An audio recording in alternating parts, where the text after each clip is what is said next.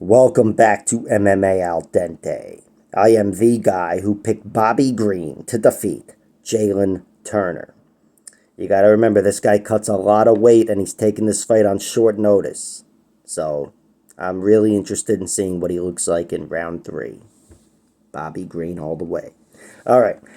I'm here to talk about Arman Tsarukyan versus Beneil Dariush, the whole fight card. I will start at the top with Arman Tsarukyan knocking out Beneil Dariush in like 10 seconds. I don't think this was as quick as the Alexander Hernandez loss for Beneil, but pretty much the same thing. Arman steamrolled him. And Arman proves once again, I mean, the guy can be one of the best grinders in the world. I want to see this guy fight 5 rounds. I wanted to see it last night.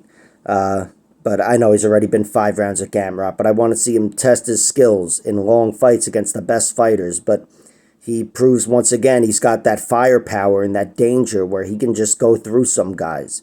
Some guys with any vulnerabilities on power alone. Tsarukyan can make shit happen. Not that there was no technique involved. But he steamrolled Beneil Dariush. And Dariush, as I speculated on before this, in the video where I picked him to win, I thought Beneil Dariush has a questionable chin. He's been knocked dead in most of his losses, 4 of his 5 losses before this fight. But the last TKO loss was to Charles Oliveira. That's the one fight where he wasn't really knocked out. But still, he was hurt. And here, again, his chin failed him here in this one. And I've got to say, I think it's a pivotal loss for Beneil Dariush, as is the case with Bobby Green as well. Not just for their standing in their in the lightweight division, they're in the same division, but for their health as a fighter.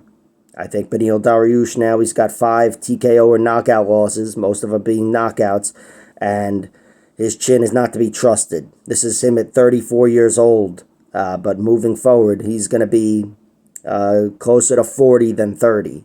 And for a guy with 5 knockout losses and gray hair, which somehow adds to the whole image, I think it's changed his profile as a fighter. A lot more doubt about Dariush, which really sucks. Because, again, he's a very talented fighter, and I was really, really looking forward to seeing this fight go long. But Tsarukyan's the man. This guy is dangerous, and if he can't get you out of there with danger, he's one of the best grinders in the world. This guy is fucking awesome. And this is a good point for me to bring up that he's a dumbass for going after Bobby Green in the hotel. That was fucking stupid, doing that with 5 people. Not even just on, like, the professional fighter level, where you're going to get paid hundreds of thousands of dollars to fight in another 2 days, and you don't want to break your hand. But it was stupid on that social level, surrounding him with 5 people, or whatever the fuck he had going on. That was a dumbass move by Arman Tsarukyan. And then Bobby Green, of course, went back after him, which I'm not going to say that was a smart move, but totally forgivable. And whatever, I love shit like that, fucking as much as anybody.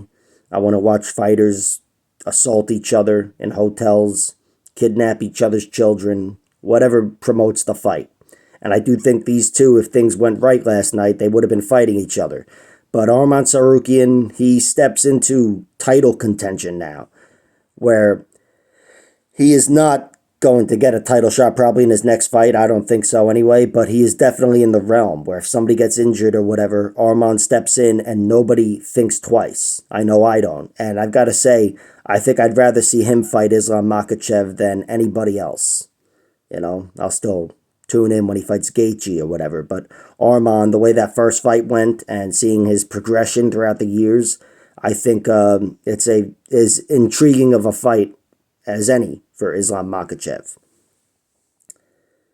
And for Beneil Dariush, again, some major doubts moving forward with his chin. This was a nice high-profile fight, a main event. I don't know if we'll see that again from him, but yeah, he's definitely got a major gaping hole in his ship moving forward. That chin is not to be trusted.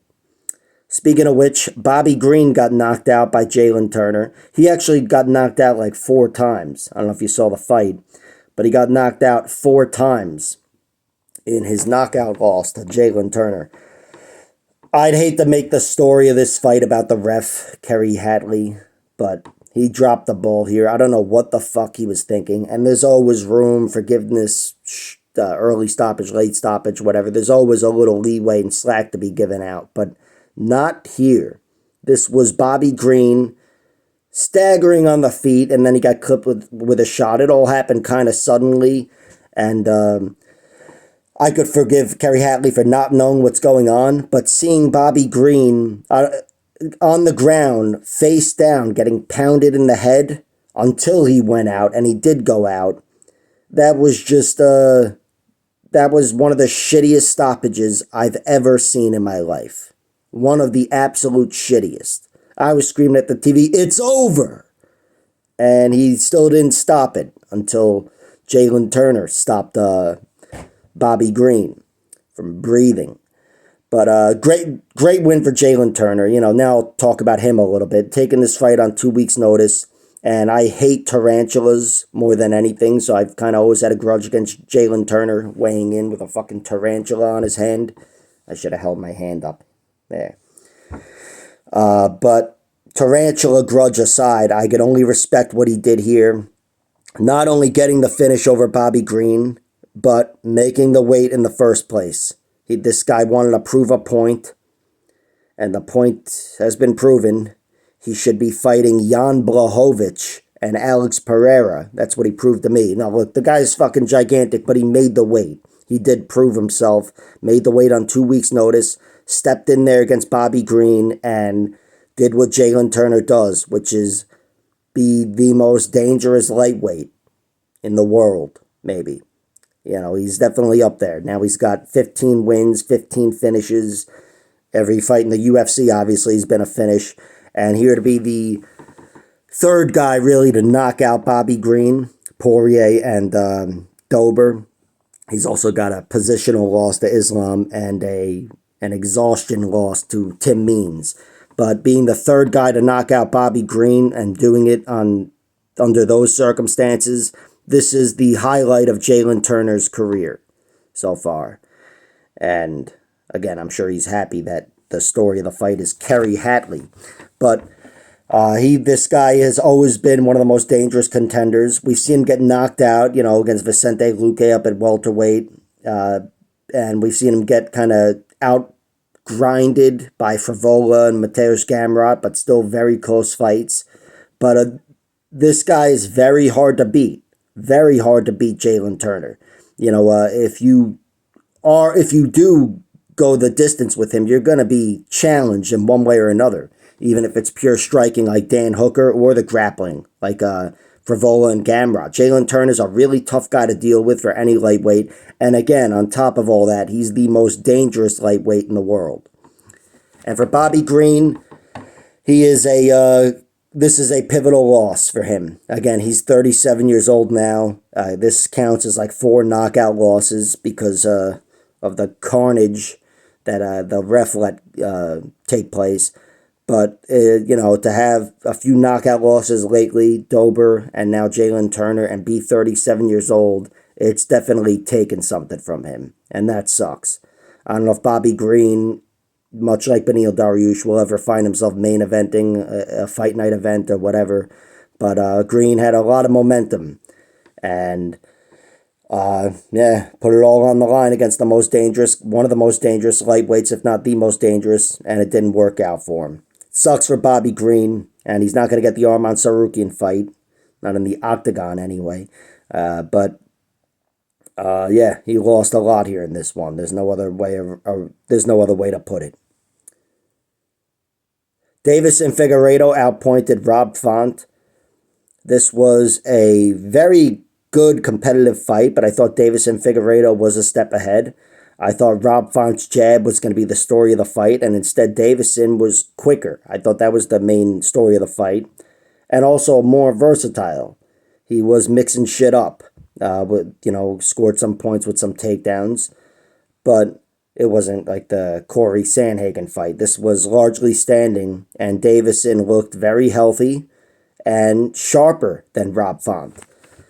It was still kind of a close fight, but I definitely think the decision went the right way. And for Davison Figueiredo, this is an excellent way to make your debut at bantamweight, because Rob Font is one of the top contenders. I don't know his ranking or whatever, but Davison's a guy coming off however many straight title fights. I know 4 of them with Brandon Moreno. And here, this was a very tough test in a 3-round bantamweight fight against a top contender, and Davison Figueiredo steps over a contender, and now he's in contention himself. I expect a very tough matchup for him in the bantamweight division, and I really think he can make a lot of shit happen at bantamweight. This guy is still healthy as a fighter, never been knocked out. He's got the TKO loss to Brandon Moreno, but that wasn't a knockout. Just one submission to Brandon Moreno, and the other loss was a decision to Jussier Formiga. So, still healthy, even though he's 35 years old, and just got a gigantic victory. Sky's the limit for Davison Figueiredo. Who knows? He could be in title contention. He could be a champion, for all we know. And for Rob Font, this was another tough loss for him. I don't think this took too much away from his health. And I don't think this was a fight where he could say, hey, the guy out-wrestled me. He took that route, the easy route. This was a fight that Rob Font could have won, but he was just steadily outpointed, beaten to the punch by a faster fighter, Davison Figueiredo, who made a really good move, I think, moving up from flyweight. Sean Brady did what Sean Brady does, and he dominated Kelvin Gastelum. I thought Kelvin Gastelum was going to be a bad matchup for Sean Brady. I thought his wrestling defense would be on point, and from there it would look like the Bilal Muhammad fight. And instead it looked like Sean Brady versus Jake Matthews or whoever the hell else. Another 3rd-round finish for Sean Brady. He gets it done with a Kimura, which is awesome. I feel like we don't see too many Kimuras these days. Not since Khabib was fighting. But Sean Brady went through Kelvin Gastelum with ease, even though it still was a 3-round fight. Kelvin didn't have really one moment in this fight. Couldn't make anything happen. He was neutralized the whole way. And Sean Brady kept making advancements and eventually passed his guard and was too dangerous. Sean Brady is one of the most dangerous top game fighters in the whole sport, and certainly at welterweight. And if he can get you down, I think you're in trouble no matter who you are and what kind of ground game you have. And he proved it here. And for Kelvin, he looked great getting to welterweight, but this I don't think this really.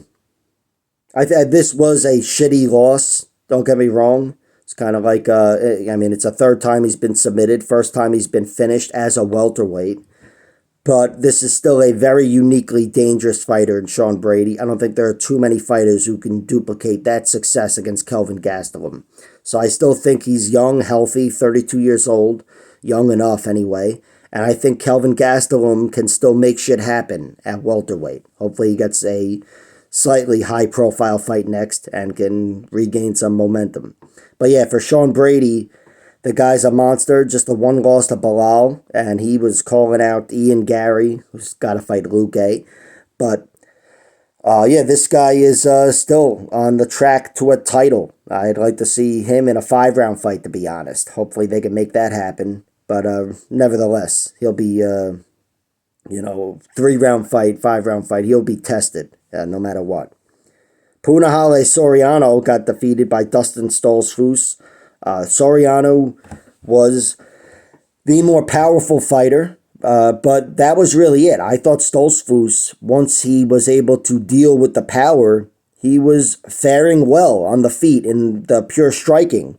And on the ground, of course, Stoltzfus is better. And Dustin Stoltzfus kind of tamed the power puncher once he realized he was able to take his power. Punahele Soriano, this guy has looked great sometimes, but the reality is, his UFC record can't be denied. He's a vulnerable fighter on the feet and on the ground, and I don't trust his cardio that much as well either. And I think Dustin Stoltzfus is a guy that was seriously underrated. Of course, he had that horrible loss to the front kick to whoever the fuck, you know. But he's now he's regained some momentum, getting a big win over Punahele Soriano. That's something I did not expect. I thought there was a chance he could grind Soriano, and once Soriano starts to fade a little bit, he can outshine him down the stretch. But instead, he kind of took over the fight towards the end of round one. I think that was the fight where he dropped him or hit him with a good shot in the final seconds of round one. But either way, round two was all him, and he took Punahele out of the fight. Great win for Stoltzfus, really impressed me. And for Soriano, yeah, this another shitty loss for him. I don't know if he's long for the UFC, but I love watching the guy fight.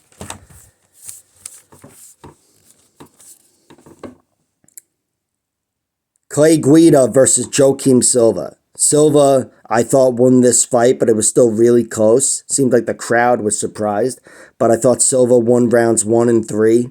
Round 1 was really close. Round 2, Clay won. And round 3, I thought Joaquim Silva stole the round. I thought he did better. The guillotine chokes and really throwing Clay off and not letting Clay take over and win with his wrestling, where Clay, of course, found success in round 2. This was a really close fight, a good battle, very great matchup, and it sucks to see Clay lose a fight, particularly a fight that I thought he could have won. But at 41 years old, he's, slower than he once was, of course, and Joaquim Silva, I would say, is in his physical prime, and he's always been kind of an underrated fighter. So, great win for Joaquim Silva. For Clay Guida, I think this doesn't really hurt him too much. I think it was a split decision. Maybe not. Either way, it was a tight decision loss, and it didn't really hurt his health as a fighter. Of course, there were a few moments where it looked like he was in some tight chokes and getting hit with some big shots, but overall, he looked pretty damn healthy here for a 41-year-old, and I still want to see Clay go. He's still got a UFC career ahead of him. Miesha Tate dominated Julia Avila. This was similar to the Sean Brady fight, only with a rear naked choke. Miesha Tate took Julia Avila down instantly and then did so in every round after that. I don't remember them striking at all, not even for a second. Miesha just kind of closed the distance, realized she could take her down, and then dominated her, smothered her, and choked her out in round 3. This was a very tough loss for Julia Avila, an eye-opening loss. Her only real loss was to Sijara Eubanks. But here, she was dominated and put away by, Miesha Tate. She's 37 years old. She didn't look great in her Lauren Murphy fight, but she's still the girl that won the title, choking at Holly Holm. And as I've mentioned before, that streak leading up to the Holly Holm fight showed her against the top contenders in that division and out-hustling and out-wrestling every one of them. All decision wins, I believe, but still. Miesha's always had great traits as a fighter. I thought her wrestling fell off, and it wasn't going to be a part of this fight, and she looked sharper than ever and dominated. Still relatively unknown in Julia Avila, but not unknown enough to be to not be the underdog, the favorite in this fight, which she was. She was the favorite. So great win for Miesha Tate. Fucking phenomenal. Another third round finish, just like she had over Marion Renaud. That brings her comeback to 2-2. And with this being her most recent fight, I'd say she's got momentum on her side, and I hope she fights again soon, before she's 39. That brings me to Cody Brundage versus Zachary Reese. Cody Brundage slammed Zachary Reese unconscious pretty much in round 1. He pounded him out with 2 punches, but the slam's what got it done. And yeah, I'm going to be talking about Jakar Close right after this. But Brundage looked phenomenal. He was able to get Zachary Reese down. I think Reese threw a kick or whatever, and Cody insisted on the takedown, which is what he wanted to do, take Zachary Reese out of his element. And he took him down. Zachary Reese locked up a triangle, and Cody Brundage slammed him on the side of his head as Jakar Close did to Joe Selecki, and he knocked him out. This was just awesome. It was one of those rare rare type of fight night events where shit just happens like this. Cody Brundage and Drakkar Klose getting knockouts like that the same way. I remember there was an event like 7 years ago where there were 2 bulldog choke victories. I think Uriah Faber and Raquel Pennington. And this was just a weird event. We saw 2 comebacks with Jared Gooden and Rodolfo Bellato. Fucking insanity, those fights. And then we saw 2 slam knockouts the exact same way. Just insane. And Cody Brundage took Zachary Reese out of the fight with a counter to a triangle choke. It was a much-needed win for Cody Brundage. He's a guy who I've shit on, maybe unjustly, but still, he hasn't looked too great, in a lot of his losses. And he's always had potential and danger, and here he reminds us again. He gets a gigantic victory with a slam over Zachary Reese. I know beating Zachary Reese isn't a gigantic victory, but for Cody Brundage, this was gigantic. Real highlight of his career, maybe the highlight, although he's got some better wins. But he keeps himself alive in the UFC, and I'm happy for him. And for Zachary Reese, tough way to lose your first fight, tough way to make your debut. Yeah, his profile has changed as a fighter, but still, he's young enough, 29. They're both 29, and he's going to get another shot. Drakkar Klose slams Joe Solecki, exact same thing. Solecki actually got him down and took his back. I was like, oh shit, I got this one wrong because I picked Drakkar Klose. Drakkar Klose turned into him though, and I thought Drakkar Klose, that was a great sign for him in a 15-minute fight because I had it in my head, this one's definitely going 15 minutes. And instead, Joe Solecki locks up an armbar pretty damn tight enough to commit to, and that leaves his head open. And Drakkar Klose picked him up, slammed him on the side of his head, and that was it. Joe Solecki was out cold. Amazing win for Klose. I mean, amazing night for MMA, but amazing win for Klose. He didn't have his back against the wall quite like Cody Brundage did, but he's a guy who's only had 1 finish in the UFC, and it was over Brandon Jenkins.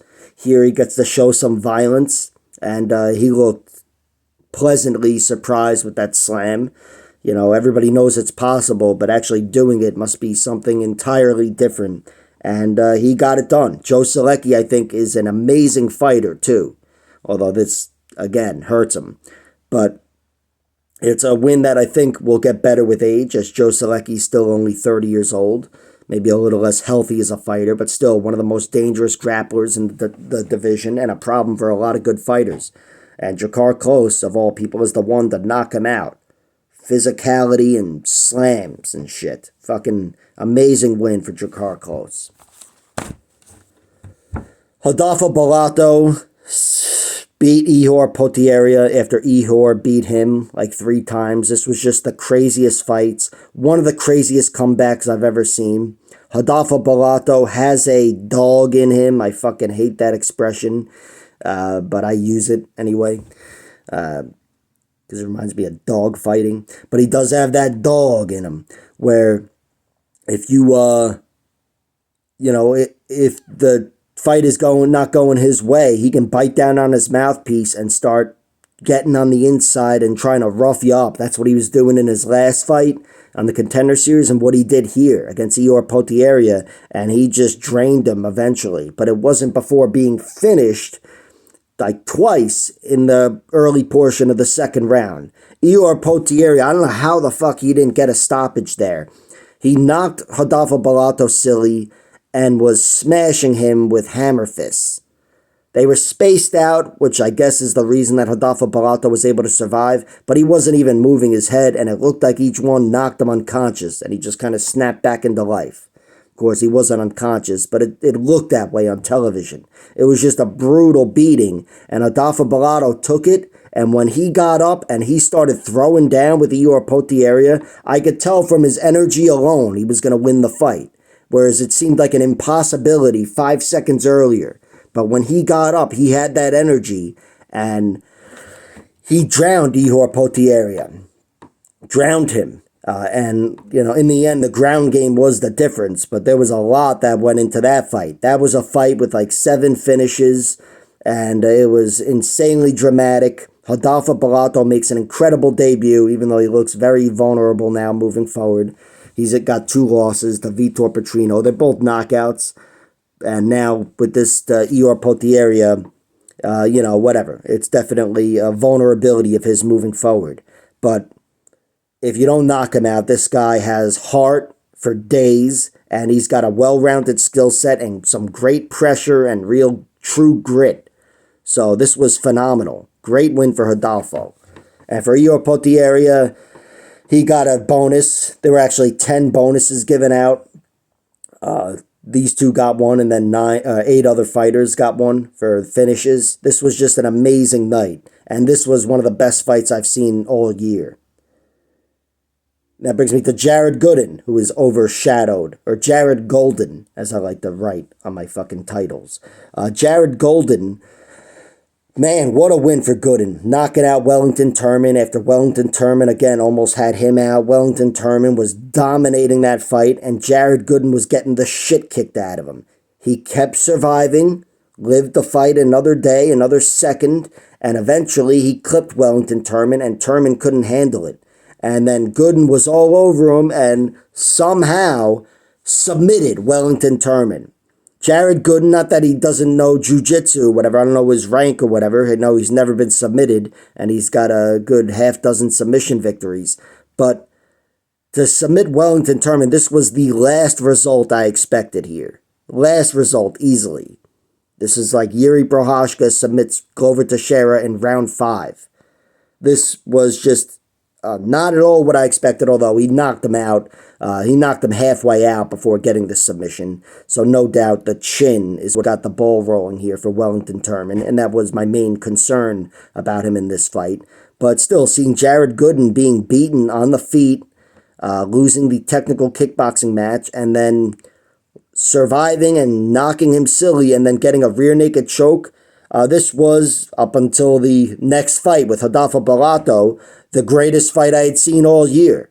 Jared Gooden, a guy who's always been kind of under the radar, gets easily the best win of his career and the greatest moment of his career, probably one of them in his life. Just a phenomenal win for the guy. And Wellington Turman gets his first submission loss, but again, the guy looked great. He's got such great offense, but a weak chin. And he's vulnerable as a fighter. I say that at about a 27-year-old. So he's only going to get more vulnerable as his career goes on. I still think he can kick some ass, take some names, but in general, he's in trouble moving forward. But great win for Jared Gooden. That was phenomenal.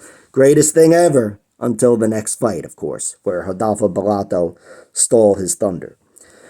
And that brings me to Veronica Hardy outpointing Jamie Lynn Horth. This was a really close fight, but I thought Veronica Hardy won.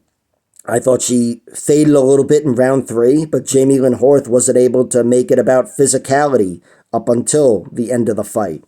She got her down at the end of round 2, but even that whole sequence, I thought the best moment was an upkick from Veronica Hardy. And Veronica on the outside, she's an incredible striker, really good movement. Just when she is in great shape and firing on all cylinders, like I said, the girl is a problem for anybody, technically, on the feet or on the ground. But Jamie Lynn Horth was able to rough her up down the stretch, take something out of her with elbows on the inside and just overall crowding her. A lot of clinch work. And I think if she got the ball rolling with all that shit earlier in round 1 or 2, she could have taken over the fight and won a decision, if not secured a late finish, as she's known to secure. But Veronica Hardy was really sound, never really let her catch her. She was doing really well as the Matador.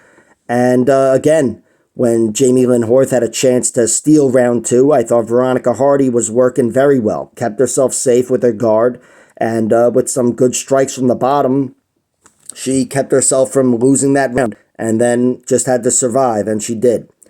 Excellent win for Veronica Hardy, and for Jamie Lynn Horth, not a bad way to lose your first fight where you're the last woman standing. That is something you'll hear me mention the next time I'm breaking down one of her fights, but she was outpointed. She was chasing Veronica Hardy, and she looked like Frankenstein, just a little too slow to catch the Matador. The Matador versus Frankenstein. It's the kind of fucking analogies you get here at MMA Al Dente. But Jamie Lynn Horth, yeah, she was reduced to Frankenstein early, and by the time she came alive, it was too little too late. So, not the worst way to lose your first fight, but now she's 6-1 because she lost her first fight. Like, share, subscribe, all that horseshit. Check out my other videos.